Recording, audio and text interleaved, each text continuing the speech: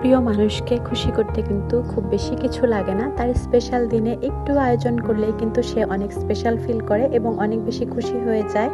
তো আজকে এরকমই একটা দিন ছিল, যদিও ভিডিওটা কিছুদিন আগে, মানে 24 জানুয়ারির ভিডিও। তো আমি দোকানে চলে এসেছিলাম কেক নেওয়ার জন্য, কারণ আমার হাজব্যান্ডের জন্মদিন ছিল। তো এটা হচ্ছে 23 তারিখ রাতের বেলা, আমি 12টার দিকে এখানে সুন্দর করে ডেকোরেশন করছিলাম হালকা পাতলা যতটুকু পারি। আর সে যেহেতু সারাদিন অফিস করে এসেছে তো একটু ঘুমিয়েছে, আর আমি এখানে বাসায় পরে ড্রেস পরে একটু হালকা রেডি হয়ে নিলাম। রেডি হয়ে তাকে উইশ করলাম, ডাক দিলাম, আর তারপরে এখানে আমি লাইটিং জ্বালিয়ে দিয়েছিলাম আর কি। যেহেতু লাইটটা আমি সুন্দর করে কেকের পাশ দিয়ে দিয়েছিলাম, আর আমার মেয়ে তো এগুলো দেখে মহা খুশি। ও যে কারো জন্মদিনে অনেক বেশি খুশি হয়ে যায়।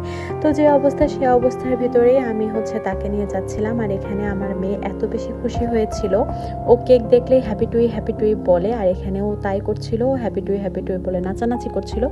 আর এখানে ওর বাবা যেহেতু দেখেনি, এই জন্য আমি ওকে চোখ বন্ধ করে নিয়ে যাচ্ছিলাম এখানে, যাতে ও একটু দেখে সারপ্রাইজ হয় আর কি।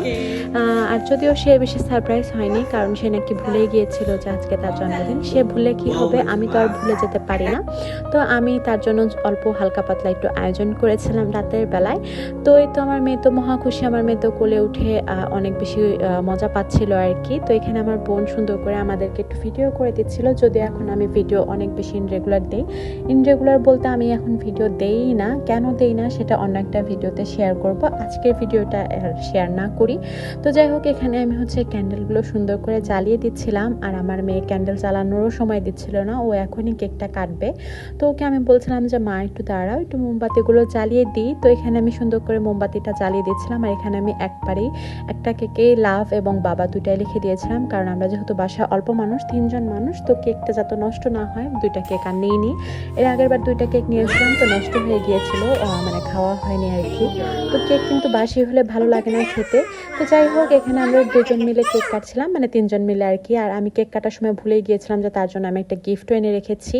তো এই তো তারপরে কেক কাটতে যেই উঠেছে আবার গিফট এনে দিলাম, মানে কেক কাটতে কাটতে উঠেছে গিফট এনে দিলাম। আর গিফট দেখে তো সে অনেক বেশি সারপ্রাইজ হয়ে গিয়েছে, কারণ এই শার্টটা কিছুদিন আগে সে পছন্দ করে রেখে এসেছিল।